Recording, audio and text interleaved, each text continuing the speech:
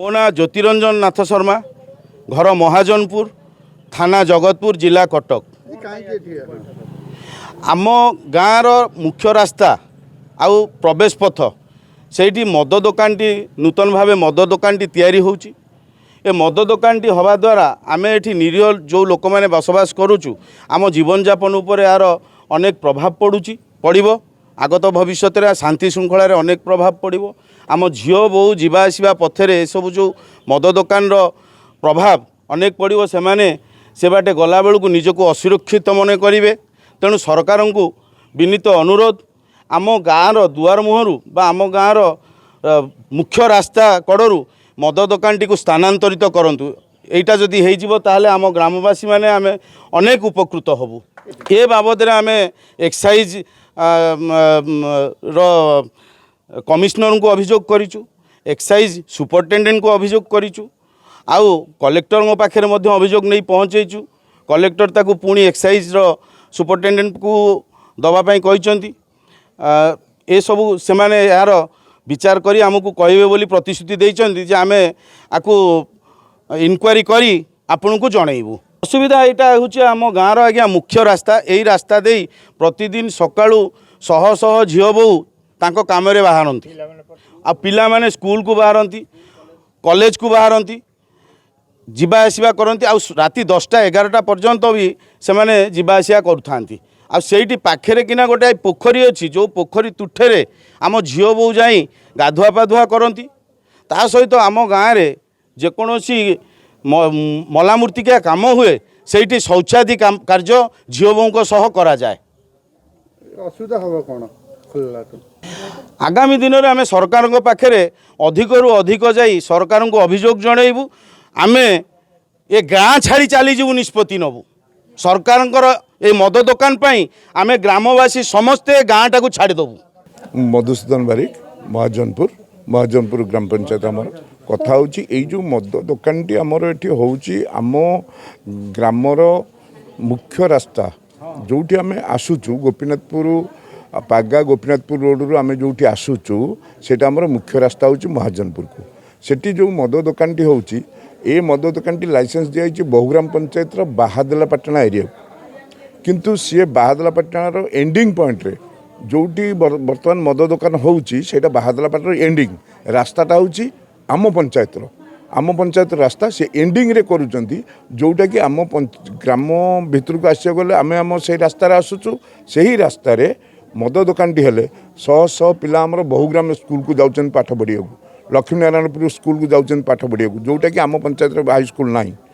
छोट पिला माने जाउचंती, पिला माने कॉलेज जाउचंती, कर्मजीवी महिला माने जाउचंती, से माने राति 10टा 11टारे भी फेरुचंती, जोटा संपूर्ण असुविधा आमको हबो।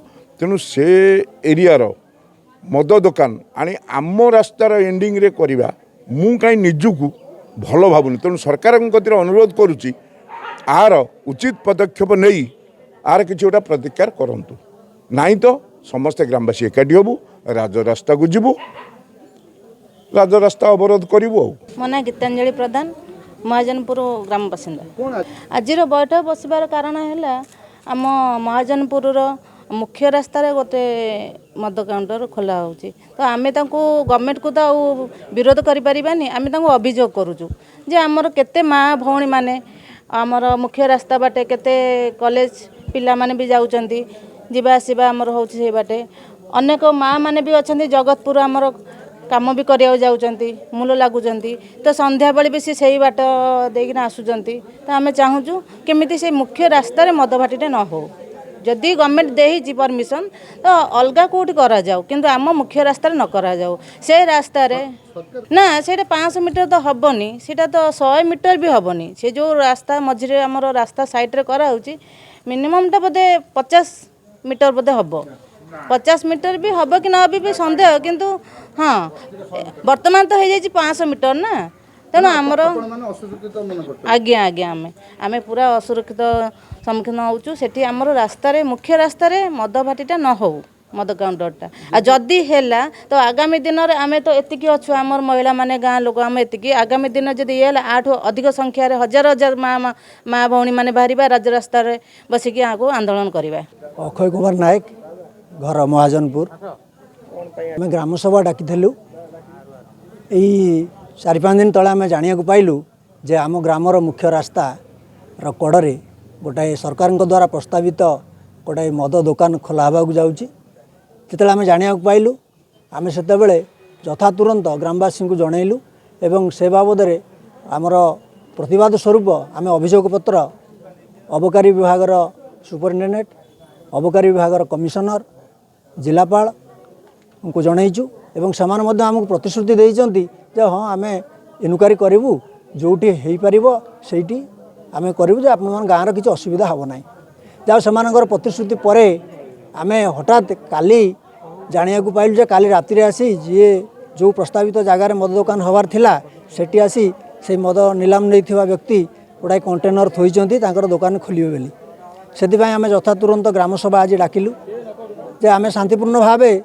सरकार को जनइचु प्रशासक पाखे पहुँचीचु आमर जो प्रतिश्रुति सरकार देइथिले बा प्रशासक आमको देइचंती सेतरे किछि त्रुटि रहीगला कि जो कि से आज हठात से दुकानी आसिक गोटा कंटेनर थोइलाणी हे तो आगामी दिन 2 दिन भितर से खोल रास्ता आम गाँव सी हूँ गोटे मुख्य रास्ता से रास्ता दे आमर स्कूल कॉलेज पढ़ुवा झील माने जाऊँच फेरुंच एकुटिया भी जीवाआसिया करती गाँवर किसी कर्मजीवी महिला से सकाळु जाइकरी संध्यारे जगतपुर शिल्पांचल काम करी आसती तेणु से सुरक्षित मन करूना आम देखीचु विगत दिन में आमर से आउ पाखापाखि 1 किलोमीटर व्यवधान गोटे मद दुकान खोला होता ये सरकार द्वारा सेठी भी किसी गंडगोल होता जो रास्ता को जीवाक जाम होता सी तो गोटे रास्ता पागारू गोपीनाथपुर बालचंद्रपुर दे रास्ता सेटा गोटे एक रकम सरकार प्रस्तावित मुख्य जो राजपथ नहेले भी गोटे सड़क पथ थिला किंतु एटा आमर गाँवर